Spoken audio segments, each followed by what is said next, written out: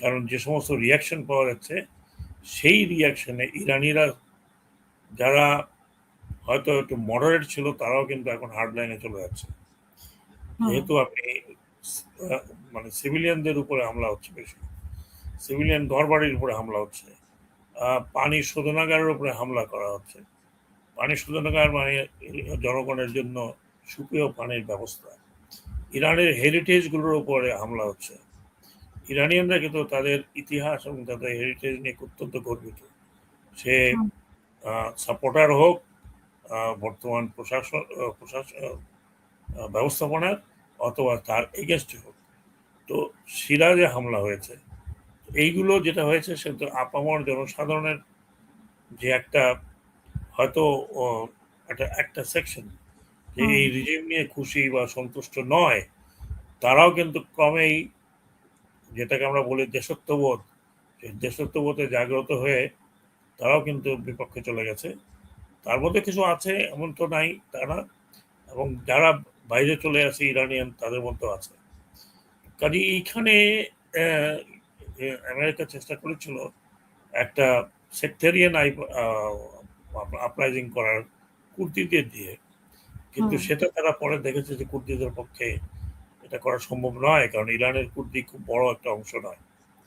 তো এক কথা যেটা বলা যায় যে এই যুদ্ধটা যদি কোনো ধরনের সমঝোতা বা কেউ এসে এটাকে ইনবিটুইন না করে উভয় পক্ষ থেকে, অন্যান্য পক্ষ থেকে, তাহলে এটা হয়তো আরো কিছুদিন চলবে। ততদিন এটা চলবে, ততদিন এটা এই যুদ্ধটা স্প্রেড করবে। এখন সৌদি আরবিয়া একটা হুমকি দিয়েছে, সৌদি আরবিয়াকে তার ট্রুপস নেওয়া হবে কিনা, বা সৌদি আরবিয়াও এই যুদ্ধে ইসরায়েলের সাথে যুক্ত হবে কিনা। প্রবলেমটা হলো যে আমরা সাধারণ সৌদিদের মতবাদ জানি না, তারা তাদের রিজিমকে সাপোর্ট করছে না করছে না এই ধরনের হুমকির পিছনে। কাজেই এটা খুব ডিফিকাল্ট বলা যে সৌদি আরব যে হুমকি দিছে এই হুমকিটা তারা এক্সিকিউট করবে কি করবে না। তারা যদি এক্সিকিউট করতে যায় তাহলে সৌদি আরবিয়া খুব এক্সপোজড, তার তেল ক্ষেত্র, তার শোধনাগার, তার পাইপলাইন যেটা যেটা লোহিত সাগর দিয়ে যাচ্ছে, এই সবই কিন্তু এক্সপোজড। আপনি মনে রাখতে হবে যে ইরানের আরেকটি সহযোগী সংগঠন আছে যেটার নাম হচ্ছে হুতি, এবং এই হুতিরা কিন্তু এখন পর্যন্ত তেমন কোনো বড় ধরনের অ্যাকশনে যায়নি। তারা হয়তো যাবে যদি লোহিত সাগরে এই সৌদি আরবিয়ার তেল যায়, সৌদি আরবের মাধ্যমে যদি তেল যায় এবং সেখানে যদি আমেরিকান প্রেজেন্স থাকে, তাহলে হয়তো সেখানে আমরা দেখবো যে হুতিদের অ্যাক্টিভিটি বাড়ছে। এই সব মিলিয়ে একটা খুব একটা প্যাচালো অবস্থা এখন মধ্যে। স্যার এখানে সৌদি আরব যেটা হুমকি দিয়েছে, সেখানে আবার সৌদি আরবের সাথে পাকিস্তানের কি একটা চুক্তি আছে? জি, একটা চুক্তি আছে। সেই চুক্তিটার বিষয় হচ্ছে defence of Saudi Arabia. Defence of Saudi Arabia. Pakistan এমনি একটা বড় ধরনের সমস্যার মধ্যে এখন আছে।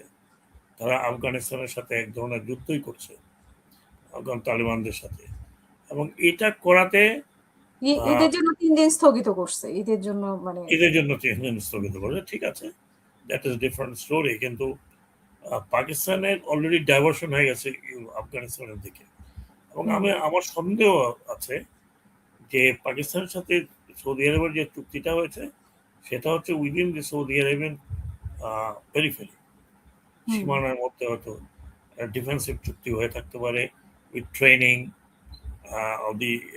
কিন্তু পাকিস্তান এটার সাথে জড়িয়ে পড়বে কিনা তাতে আমার সন্দেহ আছে, এই কারণে যে পাকিস্তানের অভ্যন্তরীণ অবস্থা তেমনটা ভালো নয়। এখানে আপনারা জানেন যে আফগান তালেবানদের নিয়ে পাকিস্তানিরা এবং ডুরান্ড লাইন নিয়ে আফগানিস্তানের সাথে পাকিস্তানের একটা সম্পর্ক তিক্ততা আছে।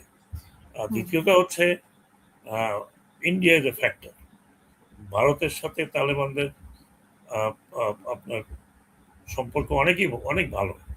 অনেকেই সন্দেহ করছেন যে হয়তো তালেবানরা ইন্ডিয়ার সহযোগিতায় এই কাজটা পাকিস্তানকে এঙ্গেজ রাখছে, আপনার এই এলাকাতে।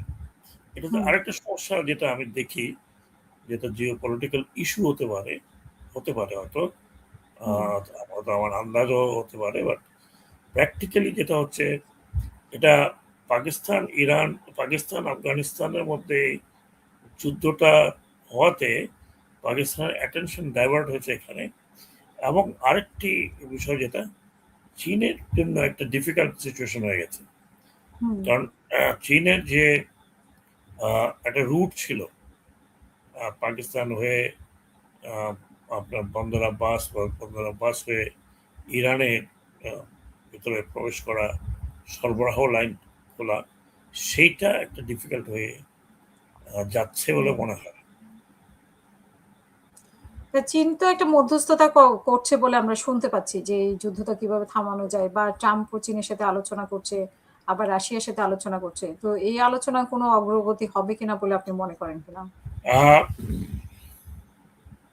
এটা আমরা দেখছি দূরের থেকে। হুম, চীনের সফরে যাওয়ার কথা ছিল ট্রাম্পের, সেটা তিনি 1 মাস ডিলে করেছেন। এখন সেটা কি চীনের